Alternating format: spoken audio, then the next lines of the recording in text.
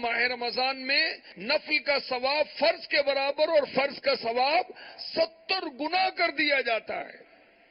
ہم انشاءاللہ اشراق کی نماز بھی پڑھا کریں گے، انشاءاللہ چاشت کی نماز بھی پڑھیں گے، انشاءاللہ اوابین بھی پڑھیں گے۔ اشراق اور چاشت کی نماز سورج سن رائز یعنی سورج طلوع ہونے کے 20-25 منٹ کے بعد پڑھی جاتی ہے، اس کے بعد چاشت کی نماز پڑھی جاتی ہے۔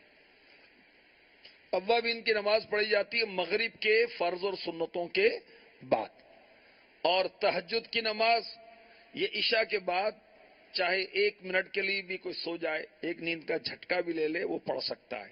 اور ماہ رمضان میں آسان ہے کیونکہ سحری کے لیے تو اٹھنا ہی ہے، تو تہجد بھی پڑھ لیں۔ سبحان اللہ، جو اشراق کی نماز پڑھے گا اسے حج عمرے کا ثواب ملے گا۔ چاشت کی نماز یہ تنگ دستی کو دور کرتی ہے، اور اللہ تبارک و تعالی جو چاشت کی نماز پڑھتا ہے اس کا کفیل ہو جاتا ہے۔ اور مغرب کے بعد جو اوابین کے نوافل ہیں یہ نیک لوگوں کے نوافل ہیں، نیک لوگ پڑھا کرتے تھے۔ تہجد کی نماز مرحبا، تہجد پڑھنے والے قیامت کے روز بغیر حساب کتاب کے داخلے جنت کر دیے جائیں گے۔